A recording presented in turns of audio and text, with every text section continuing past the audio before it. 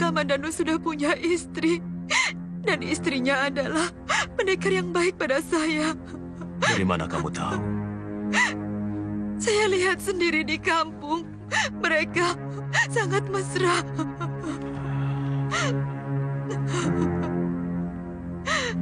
Mesin, kata orang bijak, seperti rejeki, jodoh pun diatur oleh Sang Pencipta nasib. Mungkin Kamandanu bukan jodohmu. Buktinya, ketika kalian saling jatuh cinta, ada orang lain yang merusak pagar ayumu. Sesudah kawin, terpaksa harus berpisah oleh cobaan demi cobaan.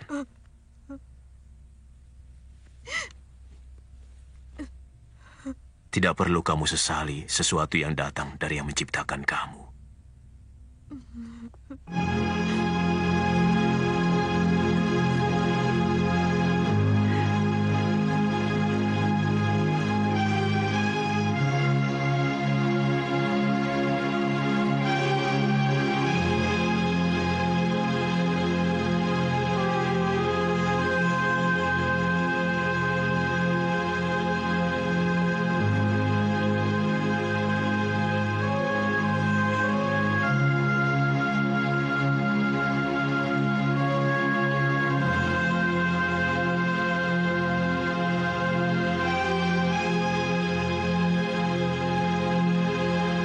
Mudah-mudahan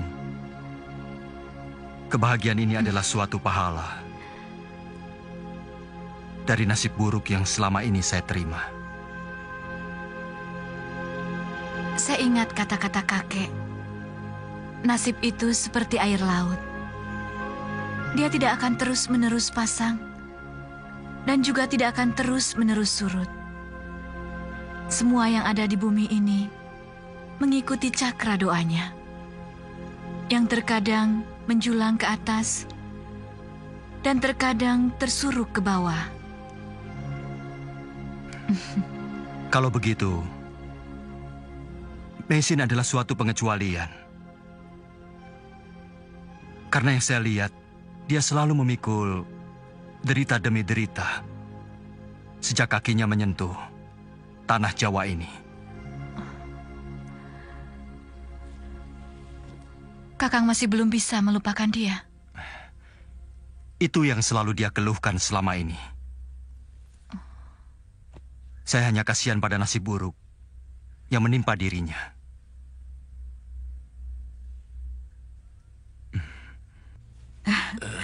Tidak apa-apa. Bapak cuma kecapean. Terlalu banyak kerja. Iya ya, kemarin saya baru membetulkan rumah. Oh, sebentar ya. Biar Tanca saja yang menyiapkan obatnya, Mei. Mei, akhirnya kapal yang kita tunggu datang juga. Aku melihatnya berlabuh di Pelabuhan Jedong. Siapkan pakaianmu, kita segera ke sana.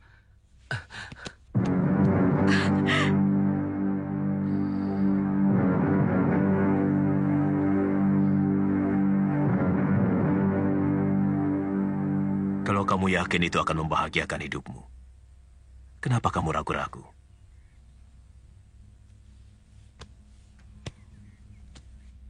Sebenarnya, saya merasa tidak tega kalau harus meninggalkan guru sendirian di sini.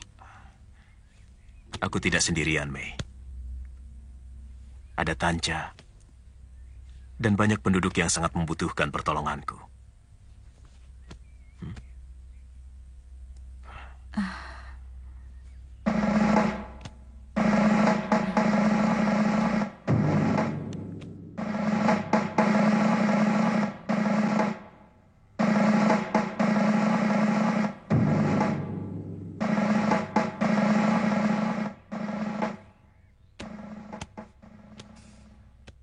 Kakak memang pergi kemana, Guru? Setiap orang harus berani mengambil keputusan. Itu yang paling penting. Nah, kakakmu telah melakukannya dengan baik. Dia akan kembali ke tanah leluhurnya di Tiongkok. Tapi kan di sana sudah banyak tabib. Kita di sini masih kekurangan orang yang bisa membuat obat. Ada hal-hal yang tidak bisa hanya diukur dengan kepentingan orang lain. Sebab manusia selain harus bermasyarakat, dia juga harus memikirkan kepentingannya dan nasibnya sendiri.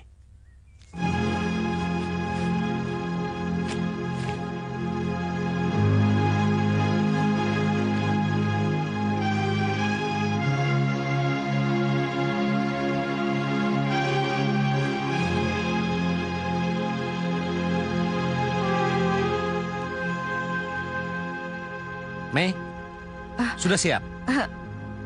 Sudah.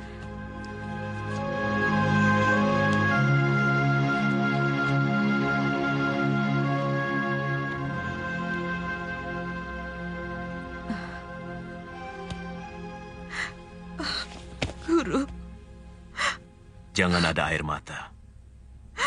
Kalau tekadmu benar-benar mantap. Yang penting, amalkan ilmu pengobatan yang sudah kamu miliki. Dimanapun kamu berada. baik, Guru. Mei.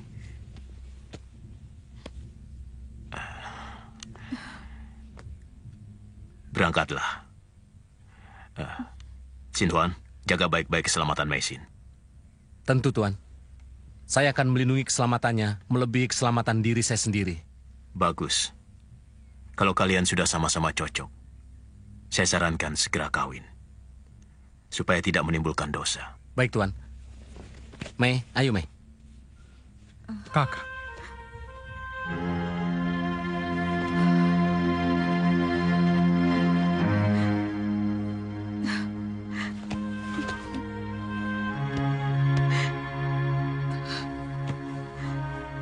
Tanca, jaga guru baik-baik.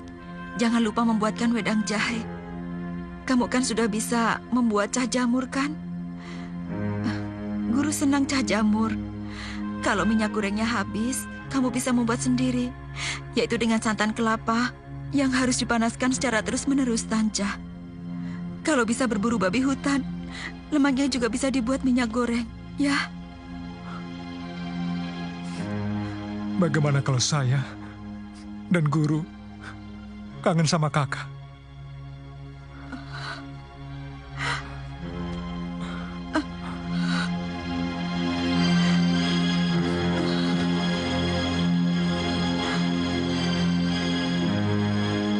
Mei, ayo kita berangkat.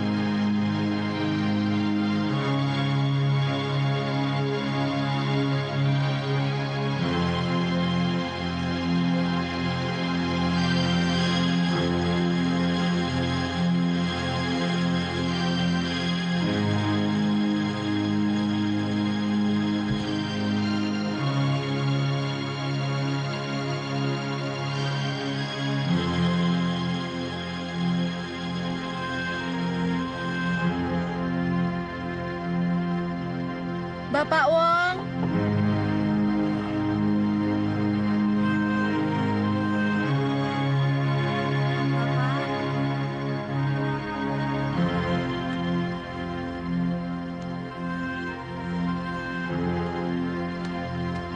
Mesin, Guru, mana Sinwan? Ayo masuk. Kakak Sin sudah berlayar. Sebelum ke Tiongkok, singgah dulu di Tuban. Kenapa kamu tidak jadi ikut? Saya tidak bisa berpisah dengan guru. Karena di sana saya tak punya siapa-siapa lagi. Sementara di sini saya punya anak dan punya kenangan. Juga ada kuburan kakak lo. Saya sudah mengatakan padamu. Kalau memang tidak mantap, jangan. Saya yakin bumimu memang di sini. Kamu akan menjadi tabib yang banyak membantu rakyat kecil. Sesuai dengan nama Jawamu, Nyi Paricara. Berarti pelayan. Pelayan masyarakat. Baik, Guru. Ibu tidak bisa meninggalkan padepokan, Wuni. Banyak orang yang membutuhkan pengobatan kepada ibu. Padahal saya selalu memimpikan untuk bisa membahagiakan ibu. Karena saya tahu ibu selalu menderita. Dan rumah ini adalah rumah ayahanda Banyak Kapuk. Berarti rumah ibu juga. Ibu sangat berhak untuk tinggal di sini.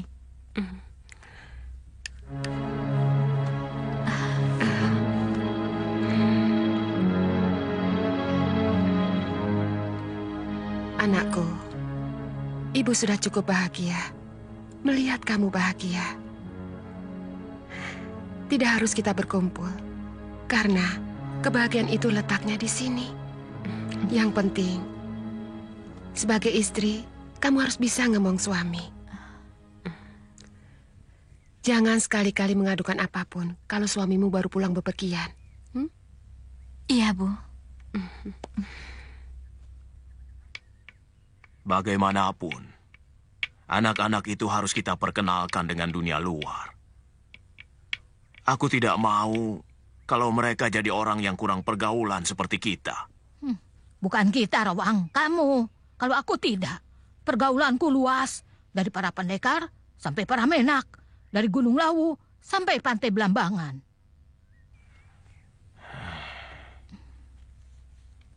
Rawang, kamu kenapa? Sakit? Kamu tersinggung ya? Tiba-tiba jadi pemurung. Seperti pemuda patah hati.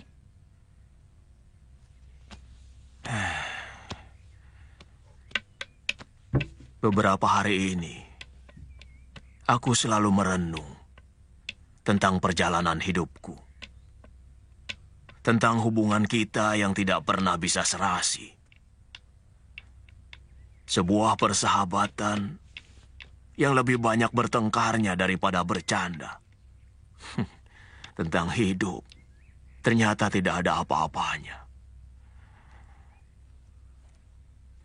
Tanpa terasa, aku sudah tua. Kok baru merasa? Wong rambutmu sudah putih dan gigimu sudah ompong gitu kok. Itulah. Sudah sepanjang itu rupanya. Waktu kita habiskan dengan sia-sia. Aku belum merasa sebagai manusia yang berguna untuk sesamanya. Lalu maumu apa? Mau petentengan seperti pendekar muda? Kita ini sudah jadi masa lalu, Rowang. Meskipun belum pernah terkalahkan, tapi zaman sudah tidak lagi menghendaki kehadiran kita. Paling tidak, aku ingin berjasa kepada dua anak itu. Aku ingin memperkenalkan mereka pada kehidupan bermasyarakat. Di kota raja kalau bisa. Siapa tahu bisa bertemu dengan Kamandanu atau Mesin. Lalu? Sesudah itu, aku ingin menyepi di puncak Semeru. Aku ingin segera menghadap Hyang Widi. Kamu tega meninggalkan aku sendirian. Cuma segitu kesetiaan yang kamu janjikan pada saya selama ini, iya? Apa kamu hanya mencari alasan saja untuk meninggalkan aku? Iya? Kamu sudah punya kekasih lain? Nini, akhir-akhir ini aku dihinggapi perasaan rindu kepada Sang Pencipta alam Mayapada, Sang Pengatur Cakra Dunia. Aku ingin mengusulkan agar nanti dilahirkan kembali sebagai jodohmu, walaupun hanya sebagai tukang kebun. Oh, jadi aku sebagai dayang atau mbok-emban begitu?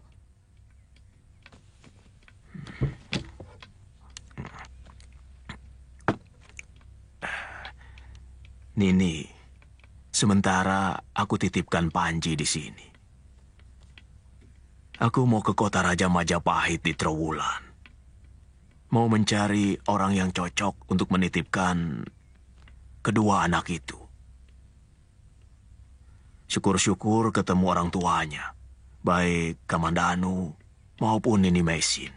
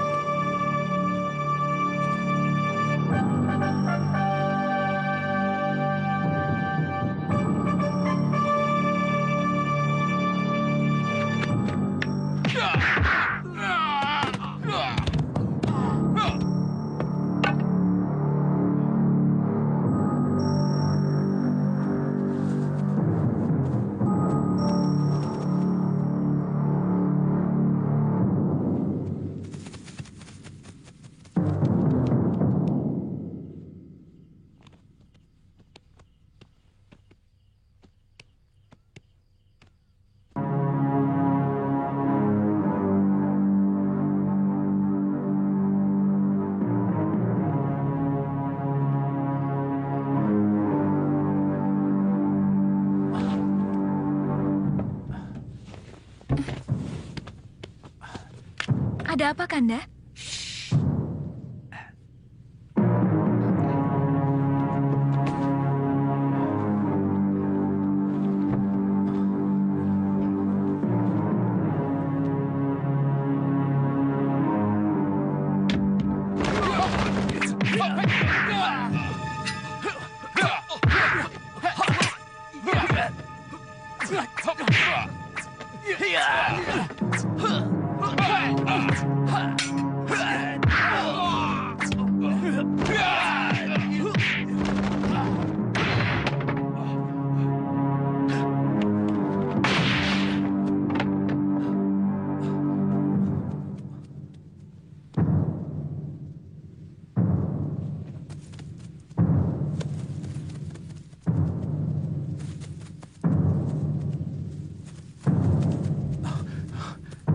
Ada apa, Gusti? Seperti dikejar-kejar orang? Kalau ada 3 orang datang kemari, cepat bunyikan titir. Mereka itu pengacau yang ingin memberontak. Siaga, Gusti. Hei, bangun. Ayo bangun.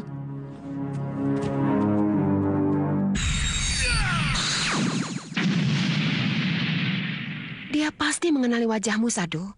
Dan orang licik itu pasti akan mengumbar fitnah yang lebih kecil daripada yang dia lakukan terhadap Kakang Gajah Biru. Saya tidak menyangka bahwa Halayuda ternyata memiliki kanuragan yang mumpuni. Saya yakin dia pasti mengenali saya. Menurut saya, sebaiknya Kakang Bo beserta anak-anak mengungsi ke Panjalu. Kalau bisa sekarang juga, Kakang Bo. Saya sudah menyiapkan kereta. Di batas kota raja, Nyimbo akan dijemput oleh pasukan saya. Lebih baik secepatnya, Nyimbo.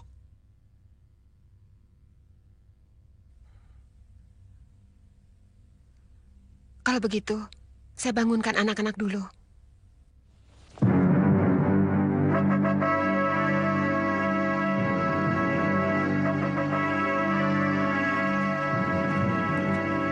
Salah seorang dari mereka saya tidak akan lupa.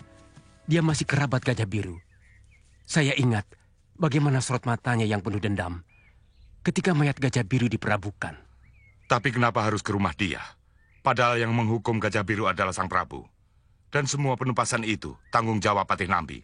Di situ persoalannya. Saya curiga semua ini ada yang menggerakkan. Ada dalang yang memainkan orang-orang itu.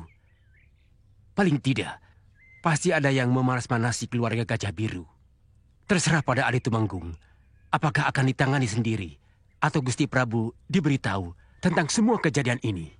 Segala kepentingan yang menggerakkan bala tentara Majapahit harus pengetahuan Kakang Patih dan juga Gusti Prabu. Harus ditindak. Rencana menurut Undang-Undang Kutara Manawa, hukumannya apalagi kepada petinggi kerajaan. Cari mereka sampai dapat. Dan hukumannya saya serahkan pada Halayuda. Ampun Gusti Prabu, sama sekali saya tidak memikirkan nyawa saya. Yang saya takutkan adalah mereka melampiaskan rasa dendam mereka atas kematian Gajah Biru. Dengan membunuh satu demi satu orang yang menurut mereka menyebabkan kematian Gajah Biru. Maksudmu? Mereka bisa membuat kekacauan baru, Gusti. Dan ada yang lebih menakutkan lagi. Kalau ternyata mereka adalah sebuah kelompok yang sengaja dibuat untuk mengadu domba sesama kita. Saya curiga ada dalang yang mengatur mereka untuk melakukan semua ini. Dan yang disebut mereka belum tentu cuma 3 orang itu, Gusti. Ampun Gusti Prabu. Yang lebih berbahaya adalah kata-kata dari dia Halayuda, yang selalu samar-samar hingga menimbulkan tanda tanya siapa yang melakukannya. Ini memungkinkan di antara kita akan saling curiga dalam menerka-nerka siapa dalang yang dimaksud. Jadi menurutmu siapa, Nambi? Halayuda harus bisa mengungkapkan siapa dalangnya dan mencari bukti kebenaran dari dugaannya itu. Bagaimana, Halayuda? Kalau Gusti Prabu percaya, tugas itu akan saya jalankan dengan sebaik-baiknya. Saya minta dukungan pasukan dan juga Arya Kamandanu dan Sakawuni. Persiapkan yang diperlukan Halayuda, Tumenggung, dan berikan bantuan sepenuhnya. Saya tidak mau ada kerusuhan sekecil apapun di negeri ini. Baik, Gusti Prabu.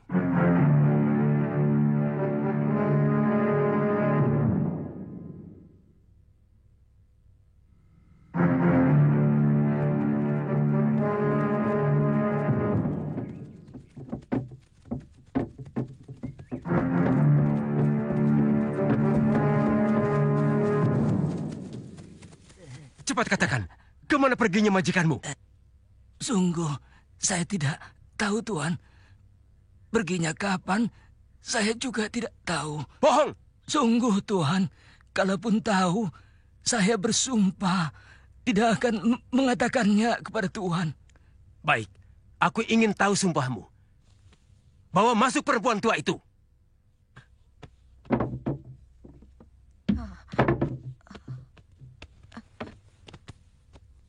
Perempuan itu pelan-pelan. Potong dulu kedua kakinya. Kemudian kerat-kerat tangannya. Potong kedua telinganya. Ampun, Tuan. Hidungnya. Ampun. Baru kemudian lehernya. Ampun, Tuan. Ampun. Ampun, Tuan. Ampun. Ampun, Tuan. Jangan, Ampun. Tuan. Jangan. Saya mau bicara. Kalau dari tadi kamu mau bicara, saya tidak perlu menyakiti istrimu. Kemana mereka? Ke Benjalu.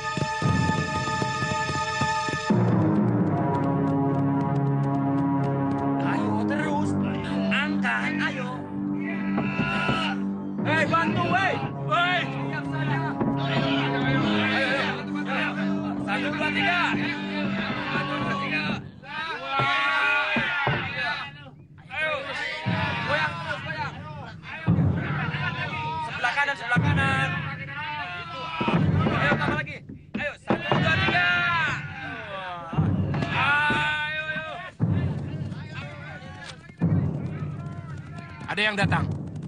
Semua siap. Tinggalkan pedati itu.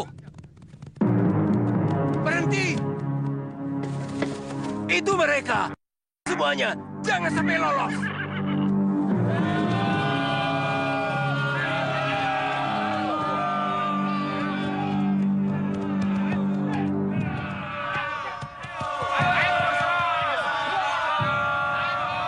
Kita lihat saja dulu, Wuni.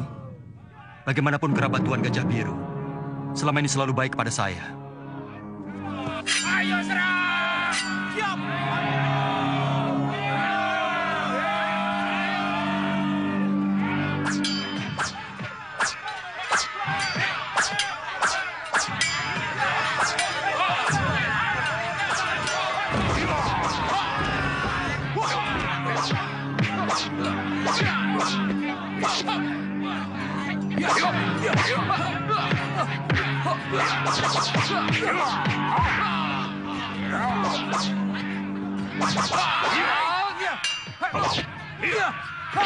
Kamandanu, kamu tidak membantu Empu Wahana. Saya sedang menjajaki kekuatan mereka.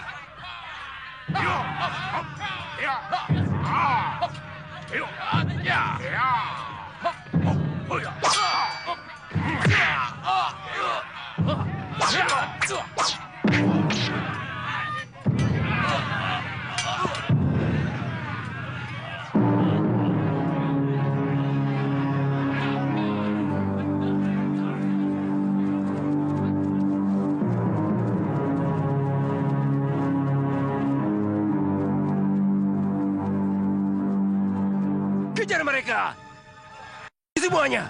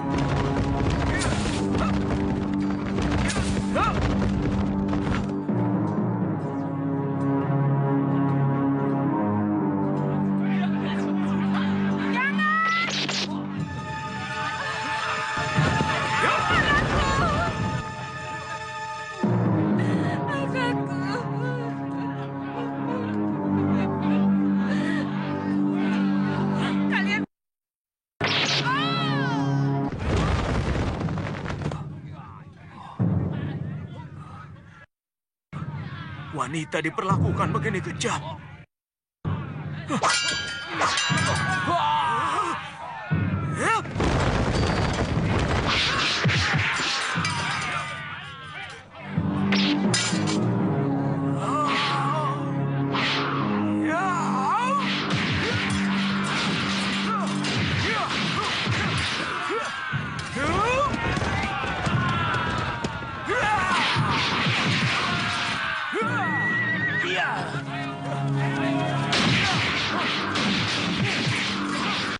Orang tua itu! Jangan! Kamandanu! Hentikan! Aki! Kamandanu! Aki kenapa ada di sini? Sudah lama aku mencarimu. Kenapa Aki melawan prajurit-prajurit Majapahit? Aku tidak bisa membiarkan yang dilakukan prajurit-prajurit Majapahit. Lihat ke dalam hutan. Wanita dan 3 anaknya tanpa senjata dibantai layaknya kawanan. Apakah itu perbuatan manusia? Mereka mau melakukan pemberontakan, Ki. Tapi bagaimanapun, mereka tetap manusia. Apalagi seorang wanita yang tidak berdaya. Atau prajurit Majapahit. Hanya beraninya membantai wanita. Tanpa senjata lagi, ya. Kamandanu, kamu yang jadi pimpinan tentara yang berjiwa rendah itu, iya? Saya salah satu dari rombongan tentara itu, Ki. Tapi kejadian itu lepas dari pengamatan saya. Jangan cuci tangan. Akui saja kalau itu memang kesalahanmu. Kamandanu, sepertinya aku pun sudah tidak kuat lagi. Carilah anak dan keponakanmu di Randu Alas Wadon. Saya akan mencabuti anak panah itu, Ki. Aki harus diobati. Kematian seperti ini yang sangat ditunggu oleh setiap pendekar. Ini adalah kematian yang paling terhormat. Nini Raga Runting, kau pasti bangga.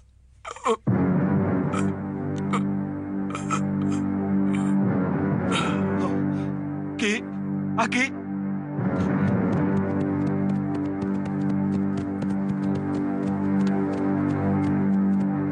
Buat apa kamu tolong seorang musuh, Kamandanu? Dia manusia yang paling berbudi yang pernah saya temui di dunia ini.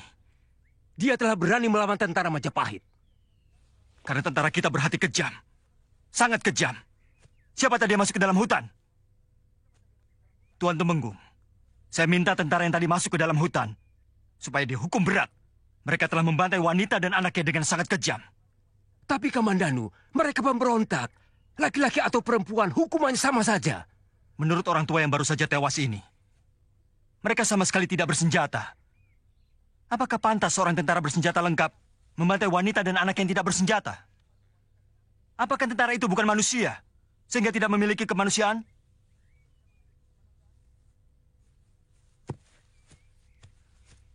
Rupanya dia yang telah menyelamatkan Panji dan Aiwandira. Kita harus cepat membawa mayat Ki Tamparowang ke rumahnya.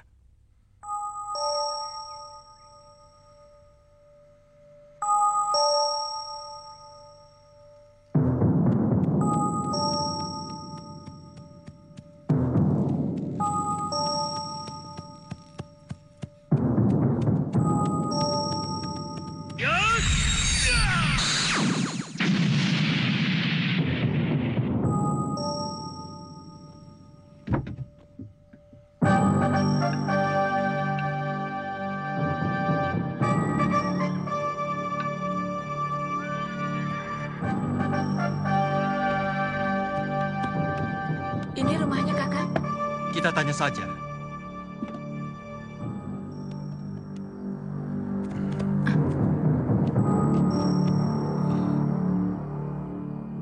Nini Raga Runting. Kamandanu. Weh, si sapi ompong sudah berangkat mencari kamu. Nini, saya datang kemari dengan Aki Tamparowang.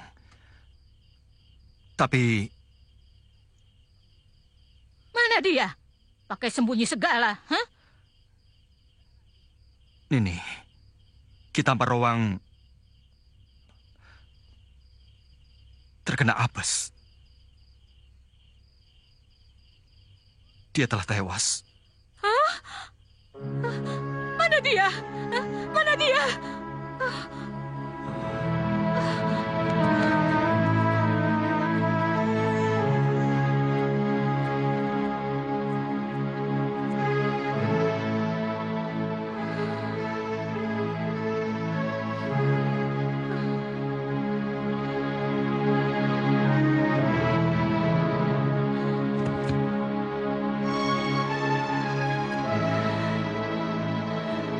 Rupanya kamu sudah melihat kuratan nasibmu, Kakak. Itu sebabnya kenapa kamu kemarin mengatakan ingin melihat wajah sang pencipta jagat raya ini. Itu kenapa kemarin kamu mengatakan ingin dilahirkan kembali sebagai tukang kebun. Kakak, nasibmu jelek sekali. Kau pasti kesakitan, kan? Kamu pasti ingat aku, kan? Kakak. Kakak. Akhir dari kata-katanya sebelum dia meninggal, dia menyebut Nini Raga Runting.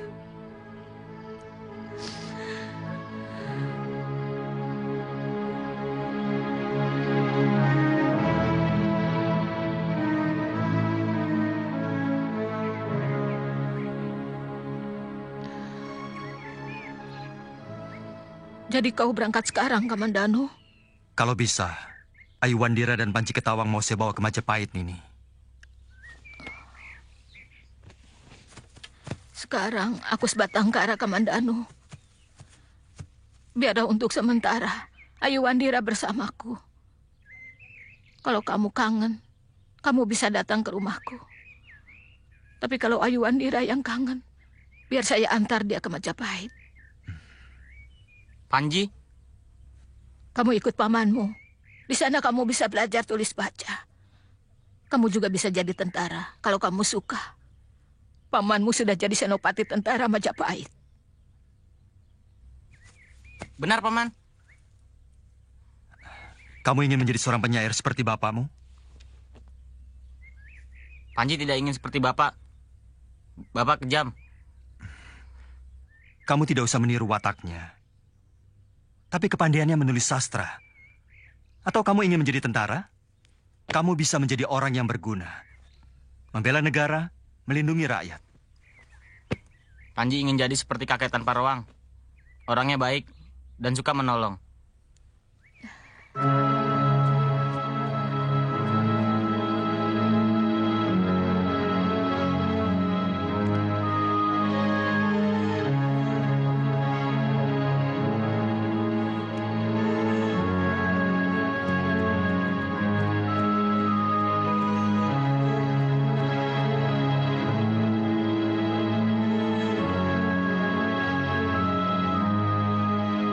Bagaimanapun, prajurit-prajurit itu secara tidak langsung adalah anak buah Adi Tumenggung sendiri.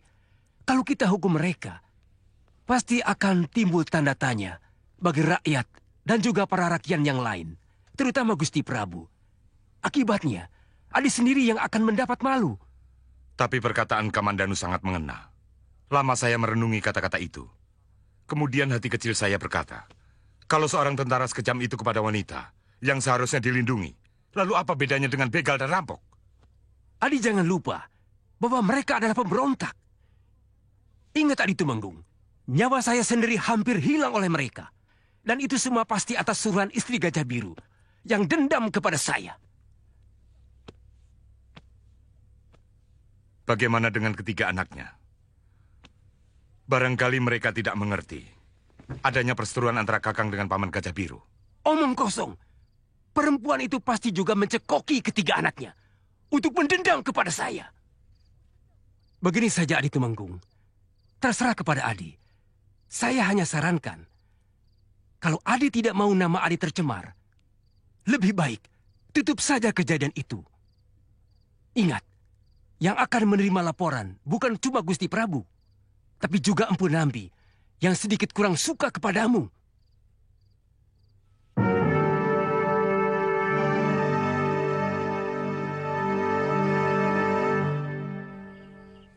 Kalau tidak salah, di dekat desamu kan ada dukun obat yang juga baik. Saya tahu namanya Rake Pemintihan. Tidak enak kalau saya harus ke rumah kalian.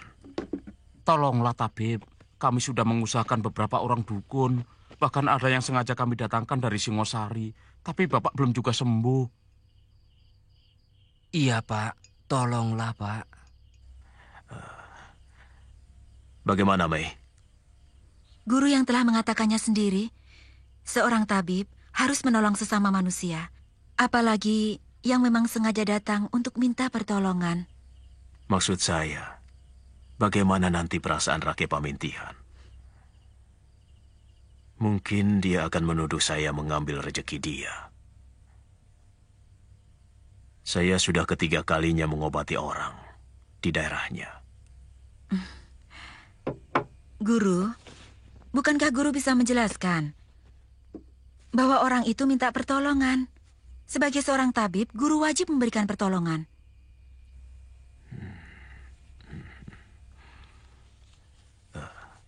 Silakan Kisanak pulang. Besok saya akan ke sana. Terima kasih.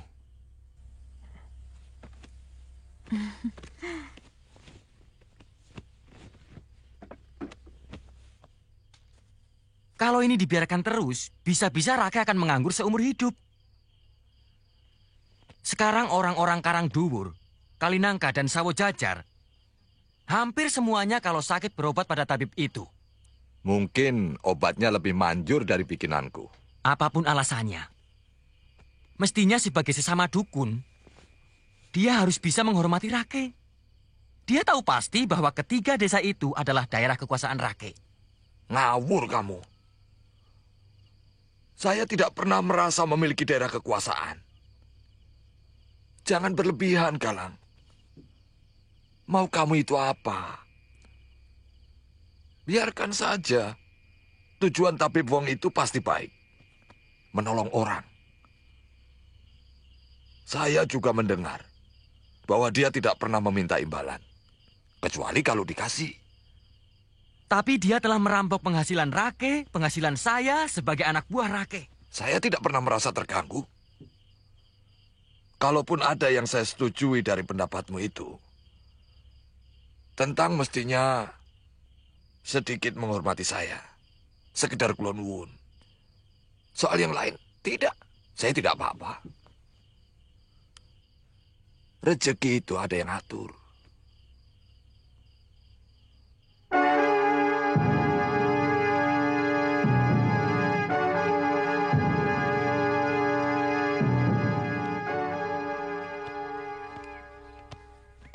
Terima kasih, Tabib Wong. Terus terang, saya merasakan tubuh saya segar kembali setelah minum obat racikan Tuan. Iya, padahal sudah beberapa dukun yang mengobati, tidak ada perubahan. Mungkin baru ketemu cocoknya dengan obat saya. Penyakit itu memang aneh, Nyai. Dia hanya mau pergi kalau obat itu cocok. Sebenarnya semua obat itu baik. Tapi yang paling baik, yang cocok dengan keadaan si sakit. Yang mana orangnya? Yang tua. Kalau anak yang sama dia bikin susah kamu, terserah. Ini uang muka untuk kamu. Kita ke rumah Rake Pemintian dulu, Tanja. Guru punya kenalan di desa ini? Dia dukun yang cukup hebat. Sesama penyembuh harus saling dekat.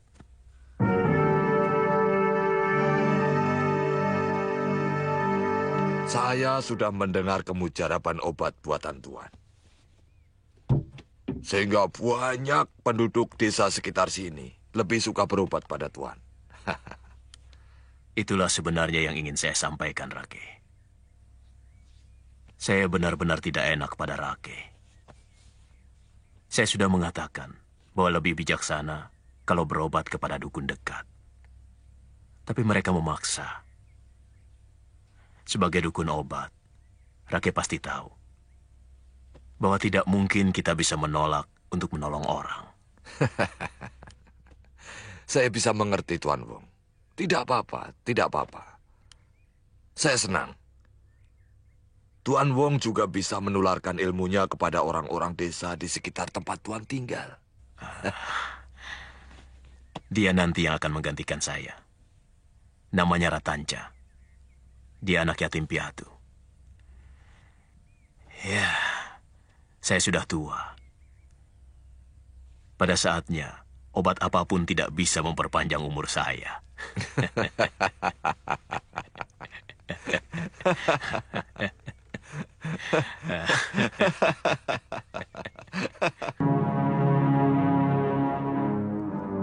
Itu dia orangnya. Cepat, lakukan tugas masing-masing.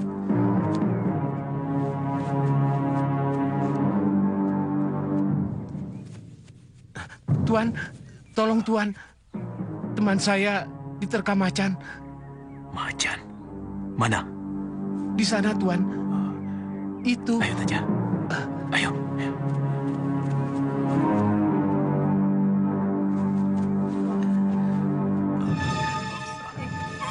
Guru! Apa salah saya? Tanja, keluarkan semua obat.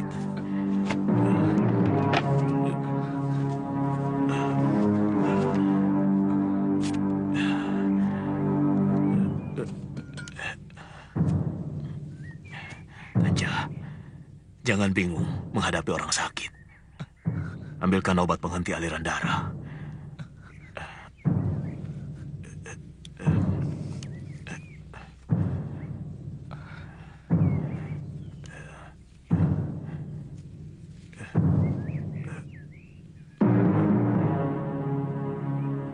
Lakukan yang sudah kuajarkan, Tanja.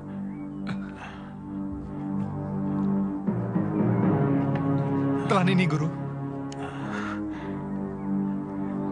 Saya tahu, kamu sudah mampu. obat luka dalam.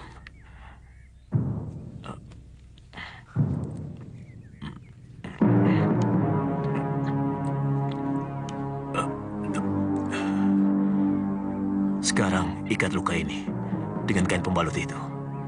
Kalau tidak diikat, bisa terjadi pendarahan lagi. Baik, Guru.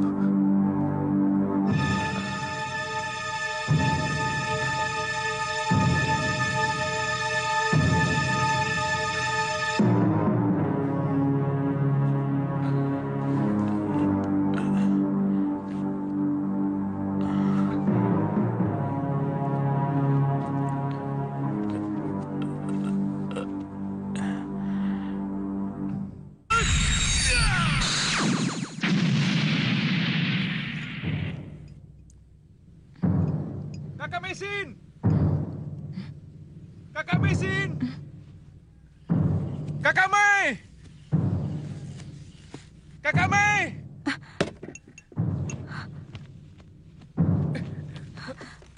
Guru? Tanca, Guru kenapa? Ada yang menikam dada Guru. Apa alasannya? Saya tidak tahu.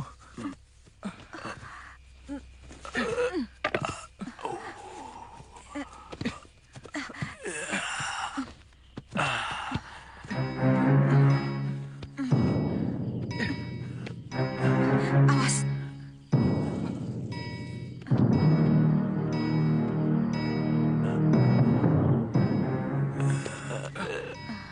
Tanca.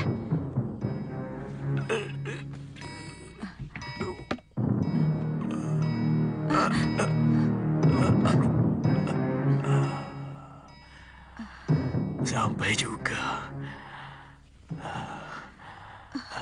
Guru.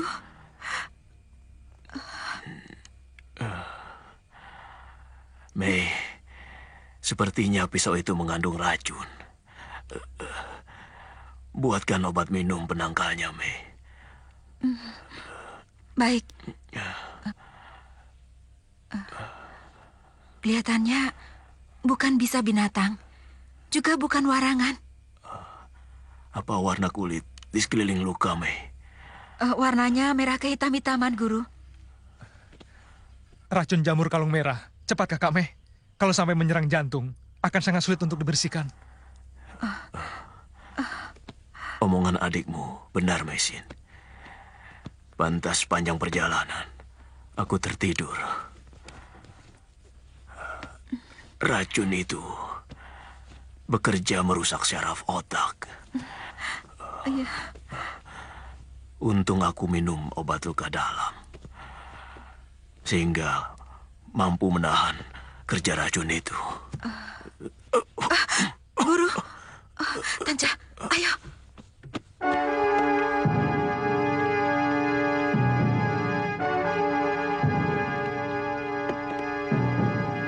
Tanca, bagaimana kejadiannya? Kenapa sampai begitu? Mula-mula ada orang yang minta tolong. Katanya temannya diterkam harimau. Lalu waktu Guru tolong, tiba-tiba rusuk Guru ditusuknya. Aneh sekali. Saya benar-benar tidak mengerti watak penduduk negeri ini. Sebenarnya apa salah Guru? Yang saya tahu, selama ini Guru tidak pernah mempunyai musuh. Mungkin mereka berniat mau merampok. Rasanya tidak. Sebab penampilan Guru selalu sederhana. Tanca, kamu masih ingat wajah orang yang menusuk Guru?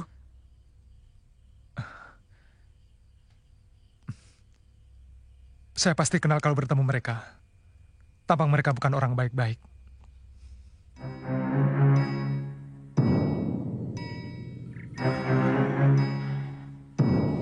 Tidak usah ada dendam.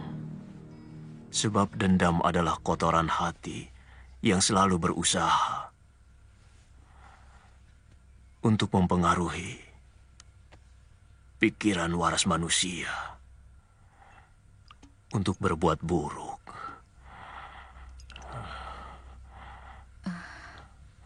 Guru, bagi murid yang berbakti, dendam adalah bakti suci.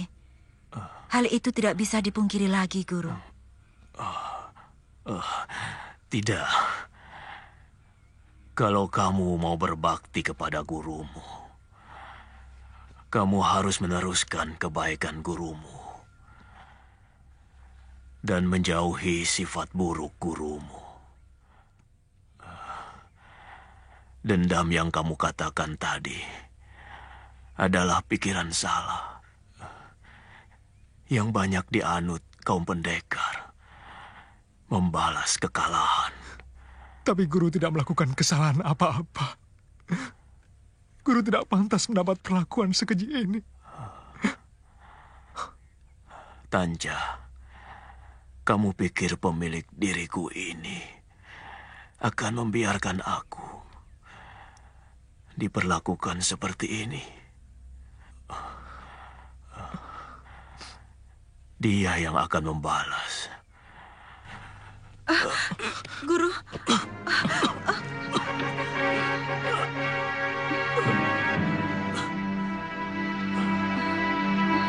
Kamu yang janji sendiri akan melunasi. Begitu tabib tua itu. Jangan coba-coba mempermainkan saya, Galang. Saya pasti melunasinya, Kutri. Tapi hari ini belum ada uang. Dan lagi, kita belum tahu tabib itu sudah tewas atau belum. Tidak mungkin ada yang bisa bertahan dengan racun jamur gelang merah. Galang, apa yang sudah kamu lakukan? Hah? Kamu sudah mencelakai tabib Wong Yin?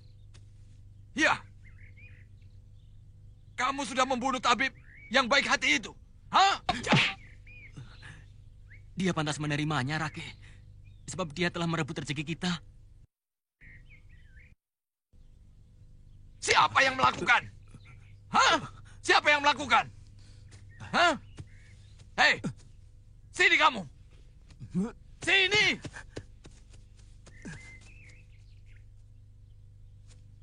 Tabib Wong Yin itu sudah baik-baik datang ke sini. Kula nuwun dan minta maaf karena terpaksa harus menolong orang di daerah sini. Apalagi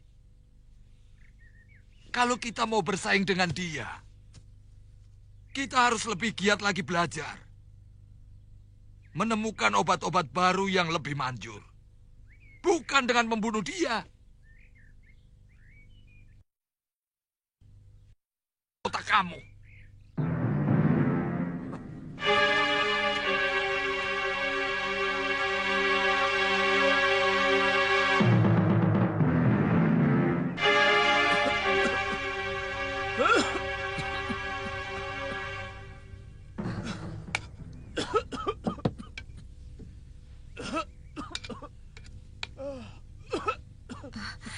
Guru, sebaiknya makan dulu, biar perutnya terisi. Seharian guru belum makan. Saya sudah membuatkan guru cah jamur.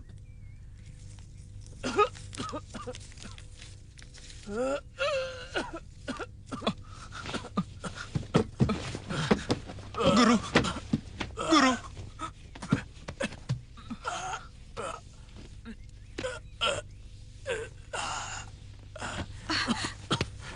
Guru. Racun itu sudah merusak jantungku, Mei. Tapi rasanya segalanya sudah saya rampungkan. Kalian sudah mampu mengobati orang. Yang penting,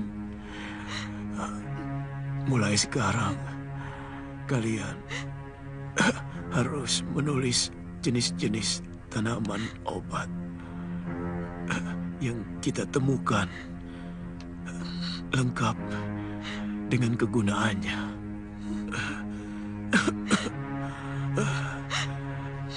Karena ingatan akan rapuh semakin tua kalian. Daya ingat akan semakin lemah dan pikun. Tapi tulisan akan abadi. Sebab siapapun akan bisa membacanya. Guru, guru akan sembuh. Karena obat itu sekarang sedang bekerja dalam tubuh guru. Jangan bicara seperti itu, guru. Mengapa guru tidak mempercayai kemanjuran obat guru sendiri? Kalau guru tidak percaya, bagaimana saya dan orang lain bisa percaya? Tanja, tabib itu bukan sang pencipta. Dia cuma alat untuk menyembuhkan penyakit. Sementara ada satu penyakit yang tidak bisa diobati, yaitu kematian.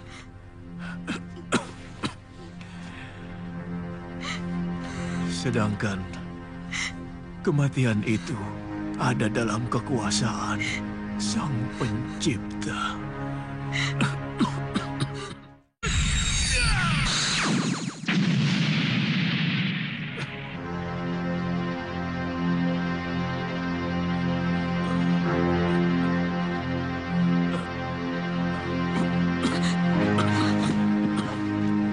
Guru mau minum?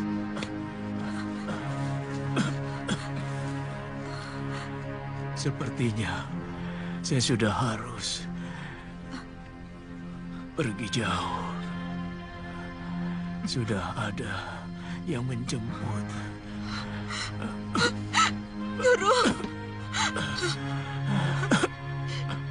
Tugas saya di dunia ini sudah selesai. Saya minta kamu jangan tinggalkan negeri ini, Mei. Suatu saat akan semakin banyak orang-orang kita akan hidup di negeri ini. Kamu tidak akan merasa sendirian.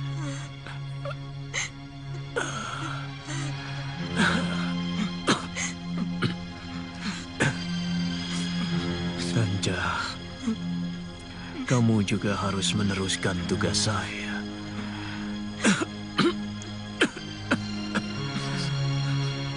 Saya melihat nasibmu sangat baik. Dan kamu akan tinggal di rumah besar. Dihormati orang. Saya tidak tahu. Apakah saya bisa hidup tanpa guru? Apa kamu lebih lemah dari burung elang? Dia selalu pergi sendirian. Setelah dewasa dan bisa terbang.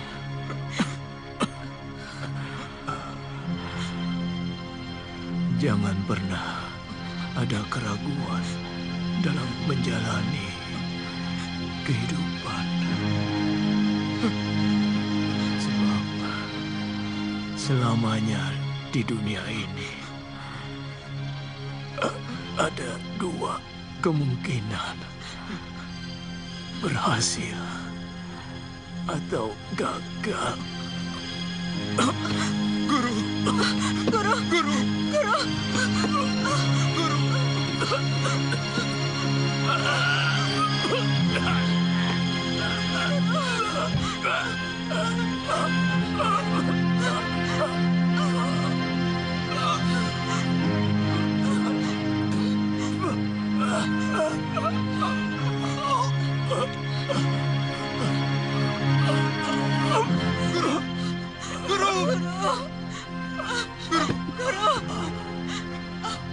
Guru! Guru!